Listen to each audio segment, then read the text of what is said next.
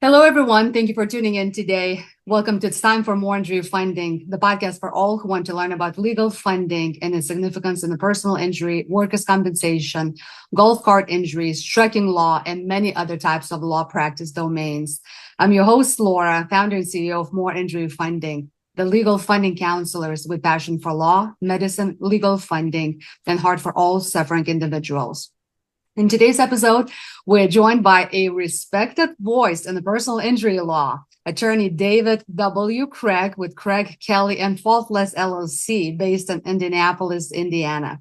David is the managing partner and one of the founding partners at his firm. With decades of experience representing individuals and families during some of the most difficult moments of their lives, David brings a wealth of insight into what true advocacy looks like. Today, we'll break down common misconceptions, talk through the real work of building a personal injury case, and explore what it means to support clients with compassion and clarity. So stay tuned till the very end. As you know, at the end, we have a fun pop-up question coming up. David, welcome to It's Time for More Injury Funding podcast. Thanks, Laura. I really appreciate the opportunity to talk to your guests. So tell us what inspired you to pursue a career in personal injury law, and how has your purpose evolved over the course of your career? Because as we all know, personal injury is not for everybody. Yeah, no, so I love what I do. I've been doing it for 40 years now, and I really love it. I can't imagine, it's so easy to get up in the morning when you do something you love. I started off, my dad was a psychologist, so I saw my dad help a lot of people. And I thought maybe I'd go into psychology. And it was really too hard. I didn't like the classes. And so I decided to get a business degree undergrad and then go to law school because I also had a neighbor who was a lawyer and I respected him. I saw how people looked up to him. People went to him for help. So I looked at my dad and what he was doing. I looked at my neighbor and I thought, this would be a great opportunity to go to law school and be able to make a difference in people's lives. Absolutely, and you truly do. You've been doing this for 26 plus years. Yeah, this That law is firm is 26 years old, and we're growing and continuing to grow and affecting and having an influence on a lot more people. And we briefly, talked with you before starting our recording. How many attorneys do you have on staff right now, and how many employees altogether? Yeah, so we have 10 lawyers in our law firm. And one of the things that's kind of unique is that I guess all of them, except for one partner, all of them were law clerks of mine. So 30 some years ago, I met one of my partners, Scott Faultless. I hired him as a law clerk. All these other folks who worked for me in law school. We kept the good ones, the ones who we thought cared about people, who had the right moral compass, who had the right motivation. And then they've been with me throughout their careers. And we have 50 employee support staff. And in our firm, the ability to help somebody is more than just an attorney. I mean, it really requires a whole team. And I'm really proud of the team that we put together here. That is so amazing, and you must be doing something right, Craig, because those clerks are your attorneys now, and you to have loyalty of your employees. It's a magical skill to have. So I applaud you for that. Thank you. Was there a particular case or experience early in your career that shaped your philosophy on client advocacy? Yeah, I mean, I think early on, if I look back, I do a lot of truck accident cases. My firm practices in truck accident, all commercial motor vehicles, flatbed, dump trucks, garbage truck buses. And I had one of those cases early in my career. It was a dump truck, and it went through off the highway, through a parking lot, through a building, and hit my client. And I was a young attorney at that point. I was, brand new attorney.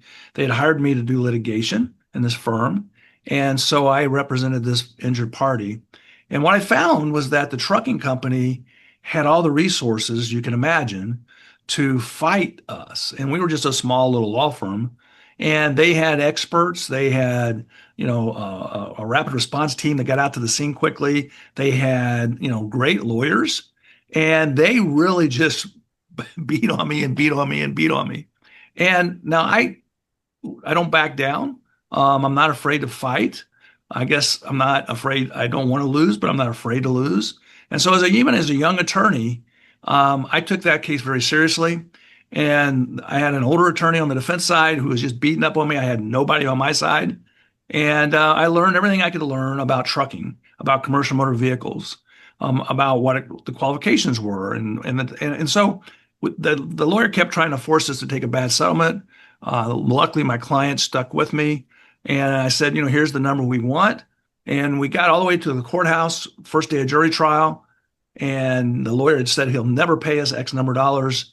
And as I get up to start picking the jury, he has to stand up, goes to the judge, and says, we'll pay Mr. Craig his number.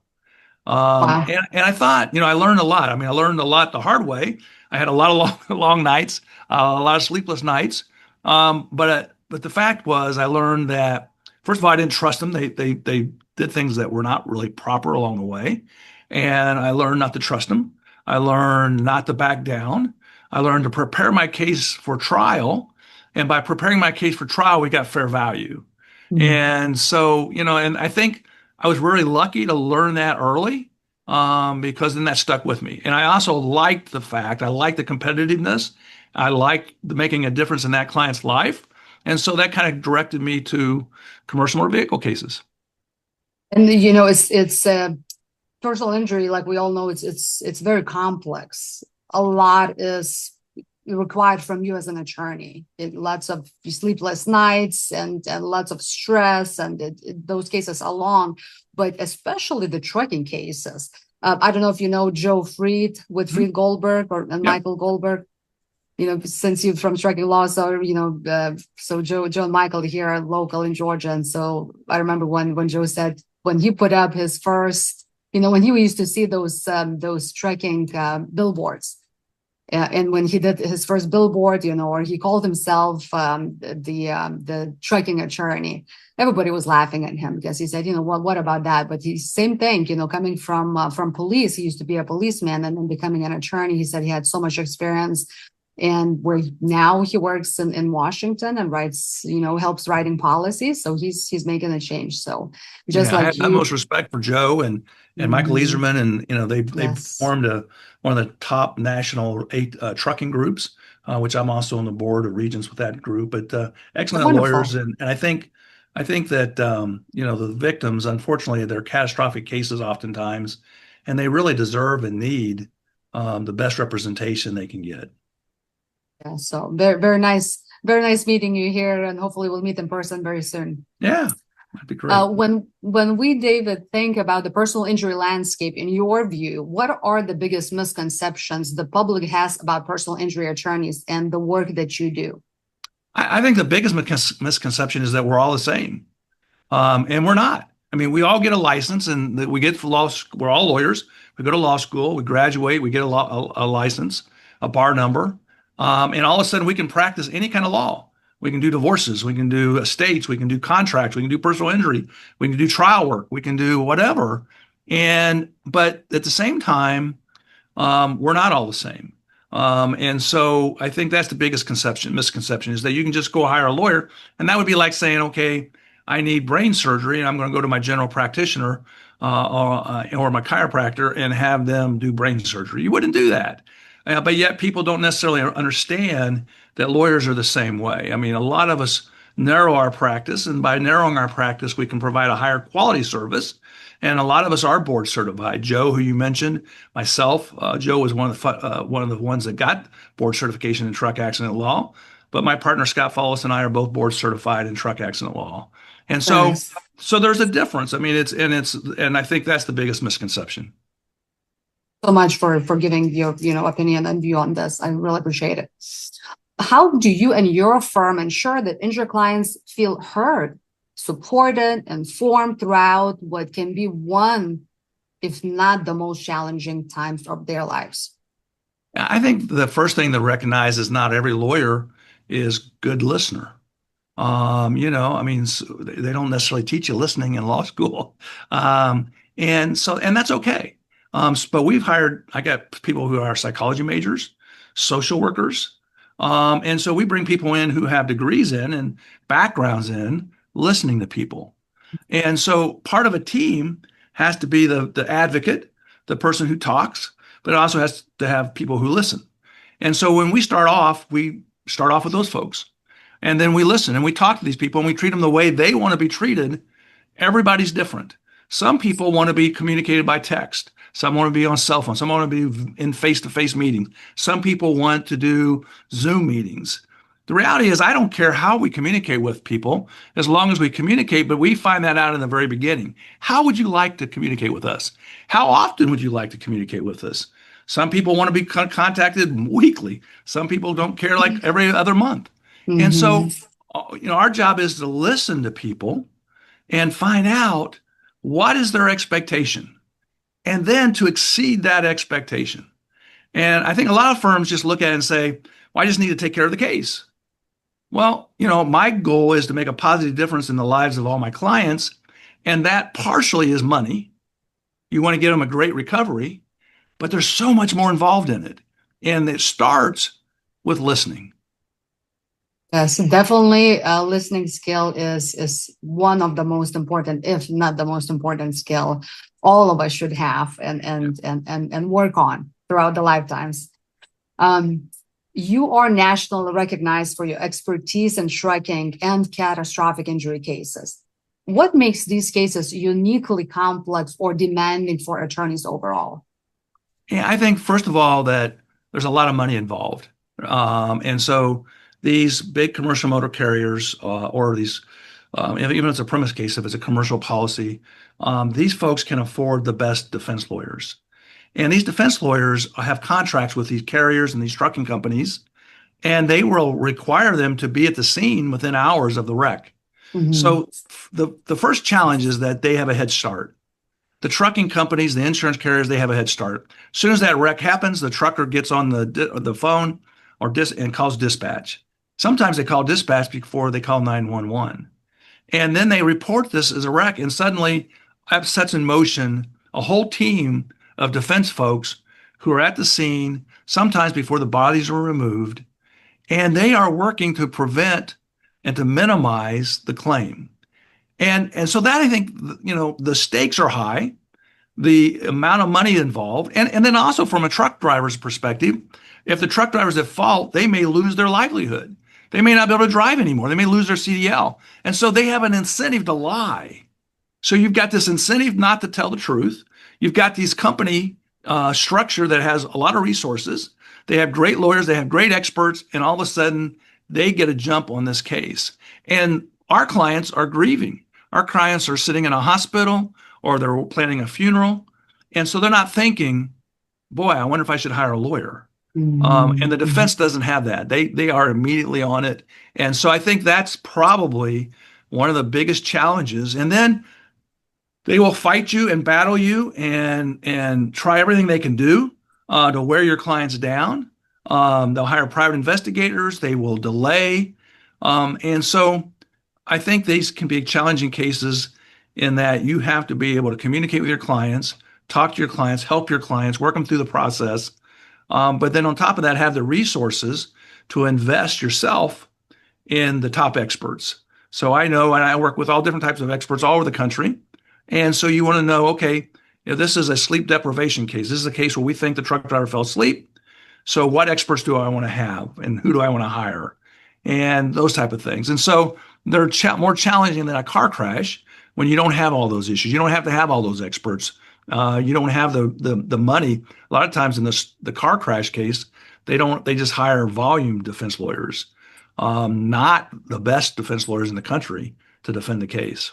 Mm-hmm. Totally makes sense. You've held leadership roles and still are within major legal organizations. What ethical principles do you believe are most critical for attorneys to uphold today? And if you could mention some of these legal organizations that you've been part of. Yeah, I mean, I think that it's extraordinarily important. I think I belong to ATAA, which is the biggest national truck group that was formed and founded by Joe Freed and Michael Leaserman. I belong to ITLA, AJ, and I have my entire career. And I think that I host a trucking seminar every year with ITLA. My partner and I co-chair it and speak at it. I speak all over the country. And I think Having a strong moral compass is extraordinarily important. I think, I think it's important for lawyers not to look at each other on the plaintiff side as competitors. I believe in abundance. I believe there's plenty of cases. I think one of the things that makes us unique is that we work together and we help each other. And by doing that, we're very powerful. We can push legislation. We can fight bad legislation. We can help each other with files that we have, discovery that we've done. And I think that makes us unique because the defense doesn't do that. They tend not to share. They tend not to help each other. And so I think just being a good person, and I think it's hard sometimes. I mean, especially when you're battling the defense and they're lying and they're cheating and they're doing all these things. But honest to God, I've been doing this for 40 years now. I know and believe that the good person wins. Whether she or he fights the fight. And ultimately, I always tell the defense, one of these days, we'll get a walk in front of a jury, and a jury will get to decide. So no matter what you say, no matter what you do, all the lying, all the cheating, you don't get to do that in a jury room. And so ultimately, we will walk in front of that jury room. And that's what I learned in that very first case I had was that, okay, all of a sudden, that was a great equalizer. And the defense paid me what they should have paid me along the way. So I think that is having a strong moral compass and not being afraid to say you don't know everything. Nobody knows everything. And so, even the best trucking accident attorneys, we ask each other for guidance and help. And so not being afraid to ask for help. Absolutely. And our communities across the nation are truly blessed to have you, David, amongst some of the best trucking attorneys. So thank you again. Thank you. Let's talk about case strategy and preparation. Without revealing confidential details, can you walk us through how you approach building a strong case from the ground up? Don't go into much detail, just kind of, just basics. Yeah, I mean, as soon as I get that phone call, I have my own rapid response team. So I have an investigator that's on call 24/7. I have two people in that department, and as soon as we get the phone call, I tell them to get started. They send somebody to the scene immediately, and they're looking for surveillance cameras on buildings, on doorbells, on the vehicles, anything they can find. They're looking for evidence. They're looking for the vehicles and trying to track them down and locate them. We then send preservation letters out to the trucking company, the truck driver, to anybody else that we think may be involved, if we know who the shipper is, the motor carrier. And so we send preservation letters out, which requires them to preserve evidence. But sometimes I find, depending on where the vehicle is, I've actually put security guards out on the vehicle to make sure nobody changes or alters it or tries to touch it. And that's been important because, I had a case where the trucking company only had $1 million worth of coverage, but the shipper had a lot more. And in order to build a case about the shipper, we needed to know what was wrong, if anything, with how they loaded the truck. And I put an investigator out there, and sure enough, they tried to unload it without me being there. And so my private investigator said, "Hey," so I mean, that initial stuff we initially is extraordinarily important. I then put a team together that involves a variety of people. We have 2 board certified lawyers here in my office. They're on the trucking cases. I have 2 board certified paralegals through the ATAA. They're on the cases. I have a social worker. I have a litigation person. I have a psychology person. And so we put together this team, and then we start saying who's going to do what. And we start immediately moving the case. We file the case as soon as we can. Sometimes we do focus groups. For example, I'll do a focus group just to decide where to file it. Is there a place I can file this thing in 3 places? Which is the best place for my client? And so I'll do a focus group just to find out where to file it. And then we'll do focus groups throughout the process. We have a very aggressive litigation, finding out, doing that downloads of the truck, doing the discovery, preparing every single case as if I'm going to take it to trial. And by doing that, we ultimately get a great resolution, or we do take the case to trial. Statute of limitations in Indiana? Indiana, the statute of limitations 2 years, and it varies from state to state, as you know. We have an office in St. Louis, Missouri as well, and it's 5 years there. And I have lawyers licensed in Missouri, Ohio, Kentucky, Indiana, Iowa, and Tennessee, as well as Indiana. So Midwest and a little bit of South. I see. Yeah, Okay, I yeah, see. yeah, I yeah. love it.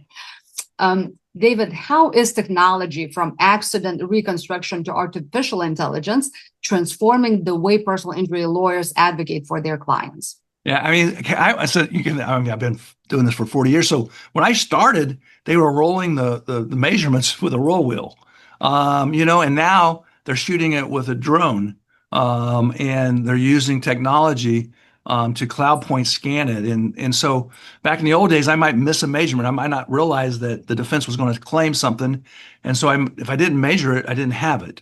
And if the scene changed, it was gone. Now you're scanning the scene, and so you have every single measurement that you can imagine. And so technology has, made it so much different, and in some ways a lot easier. If you know what you're doing. These trucks are very sophisticated. They have a lot of equipment, a lot of technology. There are computers in our cars now, and so you're downloading information and providing that information to your reconstructionist, who are doing the same thing but using the modern tools. So I think Mhm. technology in how we investigate is extraordinarily different, and in some ways easier, as long as you know what you're doing and you're trying to obtain that information. As far as the practice of law, certainly AI, everybody's talking about AI and how it impacts, and it does have an impact. I mean, I hired in 2025, I hired a system or a computer engineer. Okay. Now, would I have ever thought 40 years ago when I started practicing that I would hire a software engineer? I mean, no, I wouldn't have. Never in the world. And so, but we took him away from a huge company, and he's now in our company, and he helps the flow of work be more efficient. He helps us use AI. We utilize other AI sources and the summarized records. And AI is great at large volumes of documents, and we utilize it in a lot of different other ways. And so, I think it's more efficient so that your people can do things that they should be doing, higher quality, higher work that's more involved, and let the AI, the computers, do the simpler tasks. David, you sound and you are not just an amazing trial lawyer, but you also a very good businessman because you know the right people to hire. No, many attorneys wouldn't have even thought about hiring an engineer, computer person, because so that's amazing. Maybe we can have our next episode talking about business side of law, and putting teams together because I feel we could learn a lot from you in that respect as well. Thank you. I do think that lawyers always want to hire people who can make them money. So an attorney, a paralegal. We hire social workers. Social worker doesn't generate money. They're not running my cases. But I think thinking differently, thinking about it as a business, is the best way to make a positive difference in the lives of your clients. True, so true. Throughout the years, you've mentored many young attorneys, including your own attorneys that you are working with. What qualities do you believe distinguish a good trial lawyer from a great one? Yeah, I think it's a great question. My daughter's a lawyer in my firm. My son's a lawyer in my firm. And so I look at and all these young lawyers that I've law clerked. I've had a lot of them that are now judges and CEOs and CFOs. Only one of them went to the defense side. All the rest of them have gone into other areas. But I think that understanding that we're not great at everything and understanding what we're good at and what we're not good at. Surrounding ourselves with people who complement us. My partner, Scott Fowler, is extraordinarily knowledgeable about the law. He knows the law backwards and forward. And he is great at drafting documents and briefs and appellate work. And I'm better at standing up talking to people. And so we work well together, but we have to both recognize I'm not as good as he is at research and writing. He's not as good as I am at talking and doing jury selection and opening and closing. And so, but so many lawyers don't want to admit they have any fallacy. They're not good. They want to think they're good at everything. So I think first of all, you have to recognize you have weaknesses and be okay with that, and then build a team around it. Secondly, you have to be a hard worker. This is, if you're going to take this job, you're going to be a litigator. You're going to handle somebody's major case, so whether, catastrophic injuries or a death, then they deserve that you work extraordinarily hard. And so if you're wanting to work 8 to 5, this is probably not the profession for you. There's times, that doesn't mean you have to sacrifice your family. I spent time coaching. I did all those things. I spend time with my grandkids now. But there's a time for that. And there's a time when I have to hunker down and just prepare for trial. And then I think going and sending your people out, when I started, there wasn't all these podcasts. When I started, there wasn't these videos. There wasn't that many books. There were more books written by famous trial lawyers about famous trials.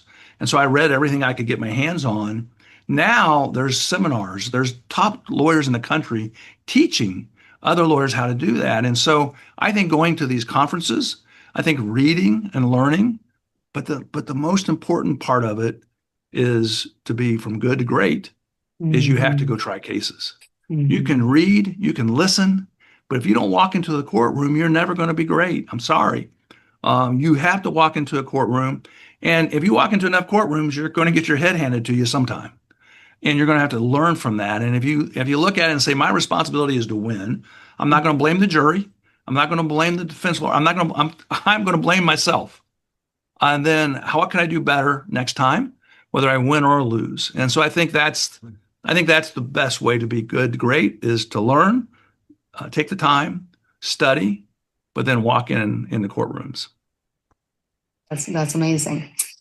You get to work with medical and funding partners on a daily basis. What role do medical providers, legal funding partners, and other strategic partners play in helping clients regain stability after an injury? Yeah, I mean, you have to realize that not everybody has the financial resources to take care of themselves. And that doesn't make it wrong. It doesn't give somebody the right to hurt them. And so if you have somebody who doesn't have health insurance, doesn't have the ability to pay for their co-pays or pay for their bills, they don't have they're not working. And so all of a sudden they're really in a tight situation. And so I think as a lawyer, you have to look at that and say, well, what would I do?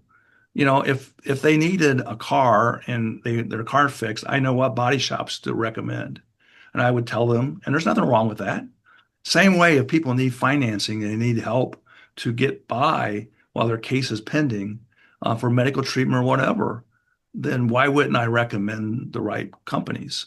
And there's difference between companies, and I would scrutinize the company I work with and make sure that it's a good one for my client.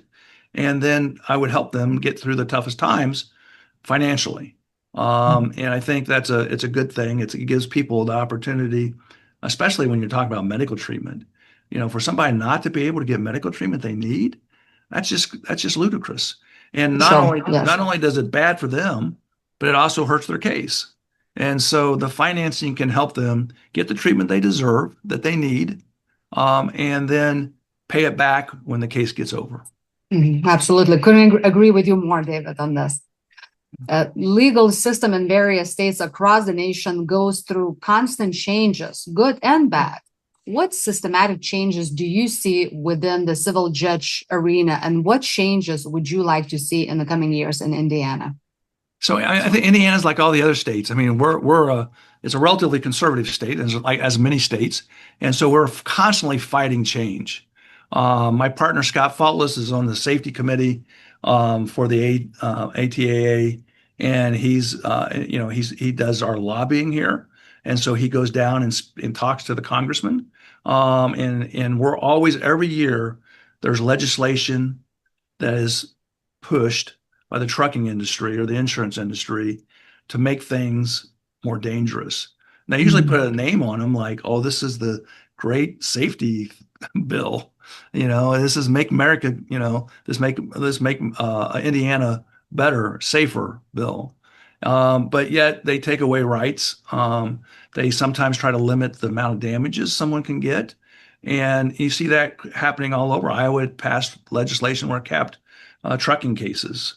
It's just trucking. Like, well, if a car hits you, it makes no sense. But yet the lobbying efforts on the trucking industry, on the trucking side, is extraordinarily important and very powerful. And so I would look and say, okay, we need to it'd be great if we could change the law that's more favorable, but I'm just happy just keeping the laws so that we don't have the changes that adversely affect the consumer and the person on the roadway. And that's keeping away caps. That's keeping away, that's allowing us to do discovery, allowing us to hold anybody that's responsible, and holding them responsible, rather than taking some of the people out of the equation. If you're in the scope of your employment, if the employer hires a negligent person, or a broker puts a bad driver on the road, then we should be able to do the discovery. We should be able to hold all those people responsible. So that's what I hope is that, not rather than changing for the positive, I would like to see us hold the ground and not lose ground. And when you look ahead, what impact do you hope to continue making in the legal community? And what legacy do you want to leave behind for next generation of trial lawyers, including your children? Yeah, I think for me, my goal has always been, and it has still is, to make a positive difference in the lives of people.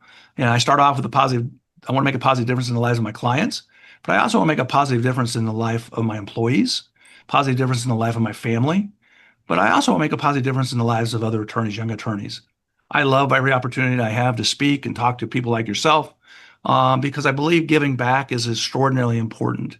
At the end of the day, if you want to make a certain amount of money, then what do you do after you pass that? That's never been my goal, nor should it be any young lawyer's goal. My goal is to make a difference in lives, and that never ends. Every day that I get up, every day that I'm breathing, I can make a difference in somebody's life. And if somebody listens to it and says, guys, I gained something out of this podcast, then I've made a difference. If my young lawyers, I have a young lawyer getting ready to go to trial, she's like, hey, would you try this case with me? It's not a case I would normally try, but I will try it with her because that helps her. And if I help her, then she'll help somebody else down the road. And so I think it's important to make a difference. And as long as that's what gets you up in the morning, then you never can hit your goal and you never get tired. We'll make sure that Joe Fried and Michael Goldberg and Nathan Gaffney listen to this episode. I'll make sure of that. Okay.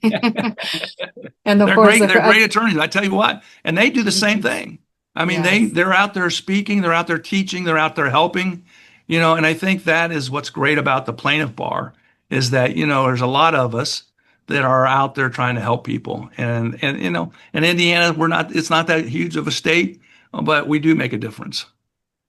That's so great, David. Thank you so much again for talking to me today about the deeper purpose behind personal injury work. Listening, supporting, and standing up for people during life's hardest moments. With insight from you, one of the field's most respected voices. And as always, before we conclude our episode, I have one last question for you. You ready? I'm ready. All right. If you were to create a signature cocktail that represents the essence of your practice, what would the ingredients be, and what would you name it? Well, I guess 18-wheeler verdict cocktail. I love it. I'm going to write this one down.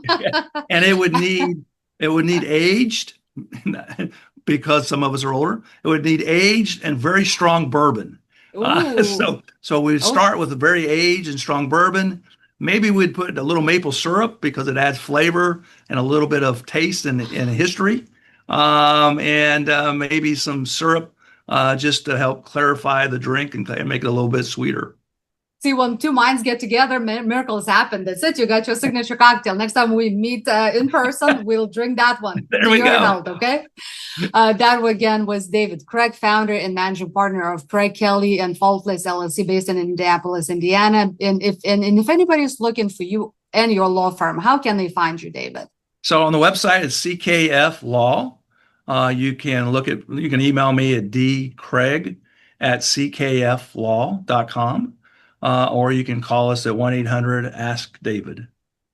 I want to thank you again all for watching and listening to our episode today. For more tips and tricks on legal funding and personal injury law related topics, follow me, like, and subscribe to the Time for More Injury Funding podcast on YouTube and all podcast platforms worldwide, and follow moreinjuryfunding.com. I can't wait to see you, my dear viewers and listeners, at my next upcoming episode. Until then, be well. Thank you. Thanks, Laura.